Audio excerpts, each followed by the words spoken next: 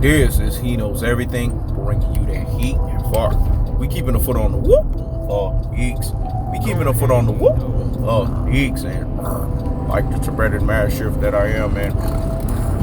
Like the Siberian Tiger that I am, I'm applying whoop on immediate pressure. Because pressure does what? It bursts its pipes. Let's talk about it, man. The welterweight division is a division where we have two welterweights, and i.e. Errol Spence and Yordenis Ugas that run it. When we look at Errol Spence, we see a guy who has systematically been fighting lions and tigers and bears. Oh my. We say it again, lions, tigers, and bears. Oh my. This is who he's been fighting. Kell Brook was the tiger. Then you have a bunch of lions, and i.e. Sean Porters of the world, and i.e. Danny Garcias of the world, and i.e. basically the Mikey Garcias of the world. Then you have fucking bears, Lamont Petersons, Samuel Vargas, Chris Van Heeters, lions, tigers, and bears. Oh my. This is what Errol Spence been fighting. Yordenis Ugas is going to get the ultimate credit because he knows everything, and JP Gordon said it in the last video, so salute to JP Gordon for saying that. Because people that's been following this platform with authenticity and consistency, just like the person who's delivering the wordplay in authenticity and consistency to you, knows that He Knows Everything been said that the two boogeymen of the welterweight division was Errol Spence and Yordenis Ugas. Isn't it interesting that every time He Knows Everything says something, it manifests itself. It reveals itself. And it showcases itself as such. That's exactly what happened. We saw two guys, and i.e. Errol Spence and Yordenis Ugas, do what they did at the welterweight division to establish themselves. This is what fighters are supposed to do at their truest and their most properest levels. They're supposed to establish themselves. Errol Spence, the first one to establish himself. He basically did it the conventional way that boxing fans are supposed to establish themselves. How did Errol Spence do it? He basically got smart and he systematically said, you know what, we're going to do it in a fundamental way that makes sense. The fundamental way that makes sense is we're going to ensure that we fight all of the heavyweight lifting opponents. This is the way to really build yourself up from a very conventional way. Then there's the unconventional way to build yourself up. And that's what Yordenis Ugas did. Errol Spence was going to get 2 out of 1. But let me explain why, preferably, although I wanted it to be Errol Spence to properly retire Manny Pacquiao, I'm happy that it happened this way. Because God don't make mistakes, man. And God don't like ugly. I'm going to say it again. God don't make mistakes and God don't like ugly. The mistakes that God don't make is God already had revealed to me that Manny Pacquiao was going to be properly retired. But see, you guys have to understand, I'm not God. I'm a man just like you guys are. Now, I'm not a regular cat, nor do I think regular, nor do I reside in regular realms. We know that to be true. But I'm a man nevertheless. So, having seer mode, having all wisdom, knowledge, and understanding thereof still limits me, because at the end of the day, I'm not God. I don't see the end all and be all. I don't see everything. I'm not omniscient. I'm not omnipresent. And I'm not omnipotent. God forbid. I would never be. I'm a man filled with sin. Basically, I'm like grass. I wither away. That's what the good book says. The good book says, man is like grass. Their years just wither away like grass. Talking about the temporal, talking about the flesh, talking about us in the carnal. But in actuality, our eternal is going to be what it is, eternal. Our soul, basically. Our spirit, basically.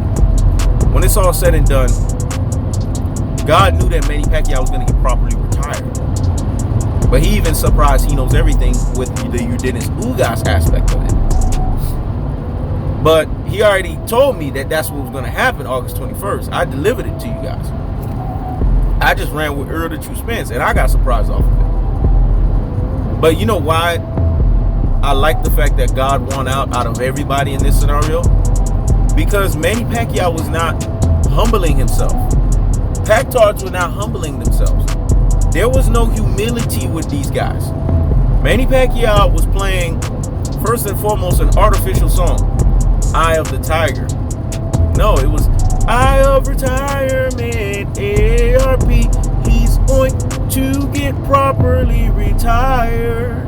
And didn't he get retired on August 21st? It's going down August 21st. Boom, boom, boom, boom.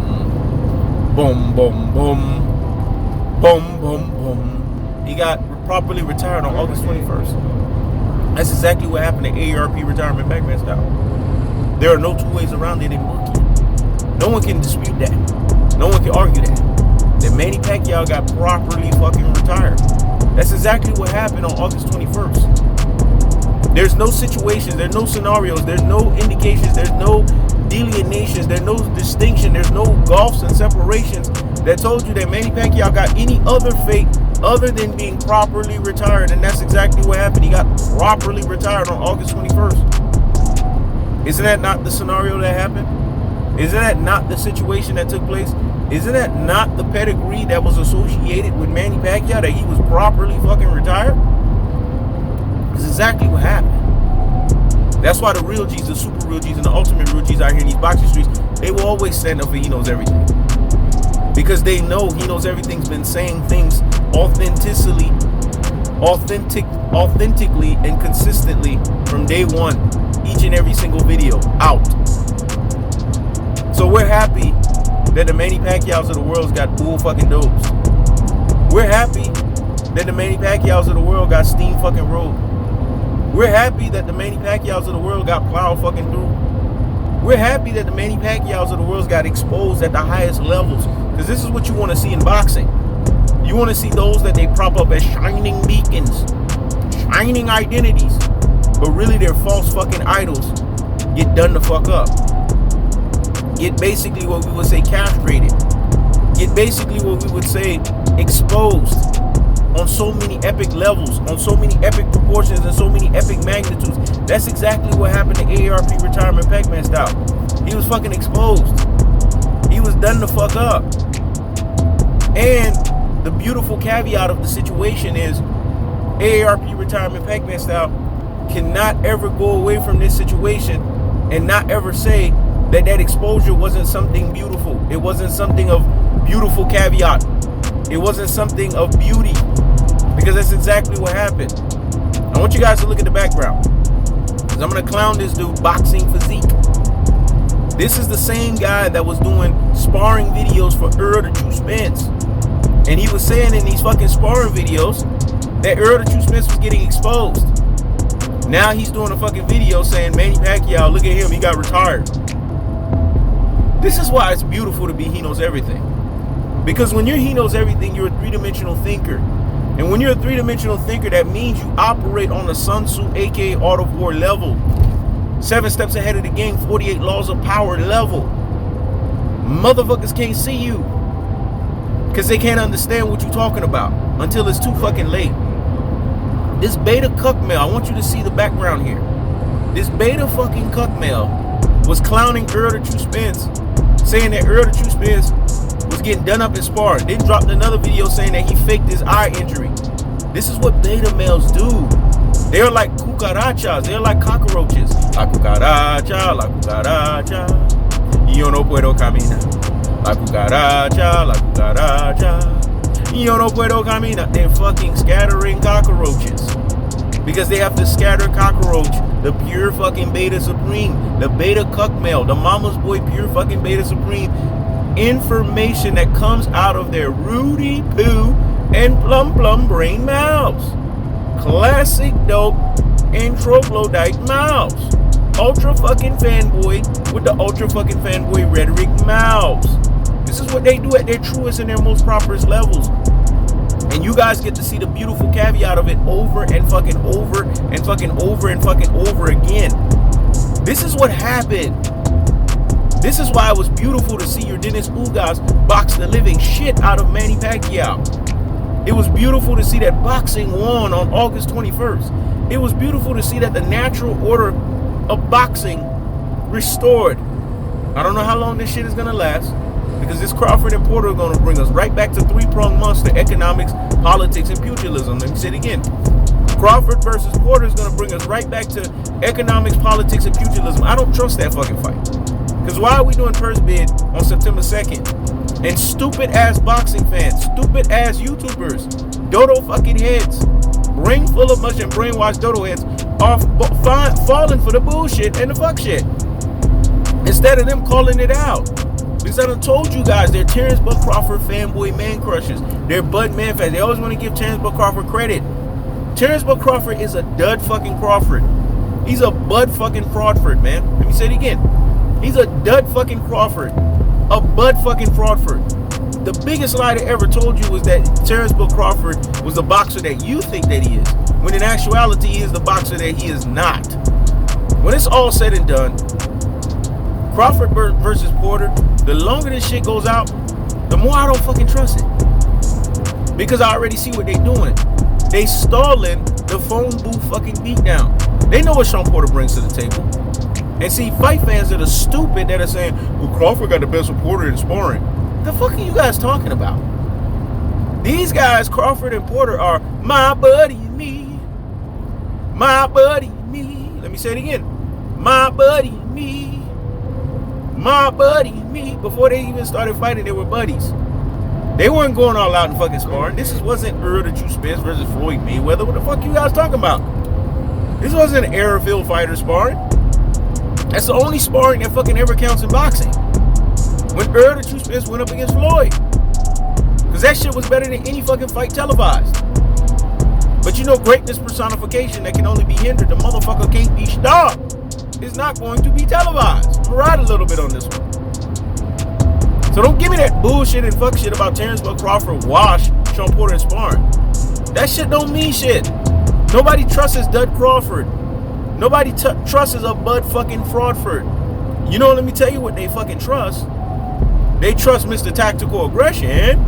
They trust Mr. Technical Punching Placement. They trust Mr. Body Snatching Word. The levying onslaught of a punishment style. They trust Yordenis Ugas. They don't trust no damn Bud Fraudford. They don't trust no damn Dud Crawford.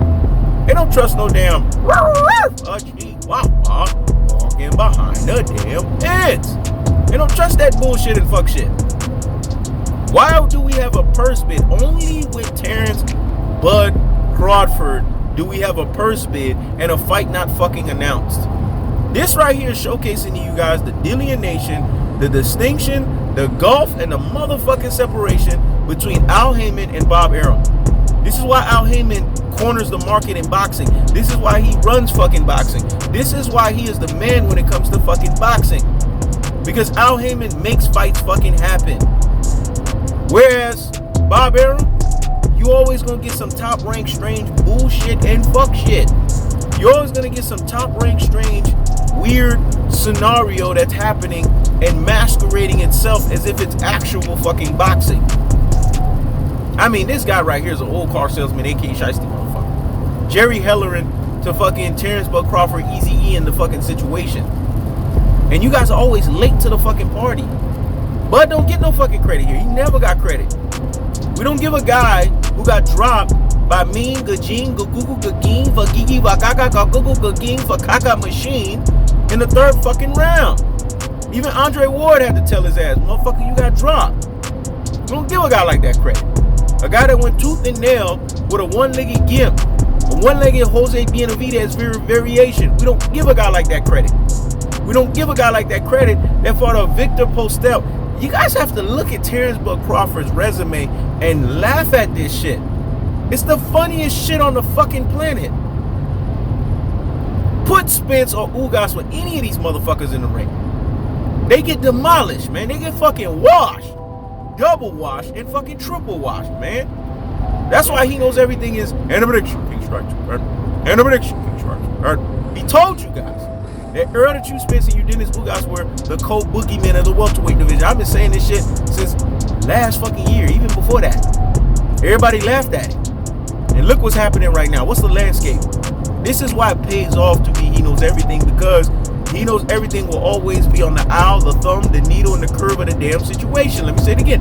The owl, the thumb, the needle, the curve of the damn situation. And what was the damn situation that He Knows Everything prophesied to you guys? Because a prophet is not honored in his own home. But those whom they've rejected became the chief cornerstone. Notice every time you reject He Knows Everything, he becomes more of a chief cornerstone, dog. And what did he chief cornerstone to your ass? That Errol Spence and Yordenis Ugas were the boogeymen of the welterweight division. Isn't that what happened? Isn't that the current landscape? Isn't that our reality? So what are you Rudy fucking Pooh and Plum brains not getting? What are you classic fucking Dotes and Troglodytes not getting? What are you ultra fucking fanboys with the ultra fucking fanboy rhetoric are not getting? When it's all said and done, Errol Spence is the truth. Because there's no lies in his damn fist. Yordenis Ugas is the Afro-Cuban MIA. Yo! That motherfucker represented Miami, dog. I'm so proud of Yordenis Ugas. The only regret I had was not seeing this motherfucker and giving him a fucking handshake. And this motherfucker represented Florida, dog. If you're in Florida, you loving what Yordenis Ugas did on August 21st, man. You're thoroughly enthused. You're thoroughly enjoyed. Look at these Pactards. They on fucking suicide watch. They suicide squad right now. They sitting there now saying, Manny Pacquiao, he's a legend. He had a great career. No, keep that same energy, dog. Let me say it again. Keep that same energy. Didn't y'all say Manny Pacquiao was going to beat the shit out of Yordenis Ugas? Didn't y'all sit there and say that Manny Pacquiao was going to beat the shit out of Errol Spence? Now all of a sudden, cat caught y'all fucking tongue? You guys don't know how to fucking talk? Now y'all sitting here and trying to make excuses. This is what happens.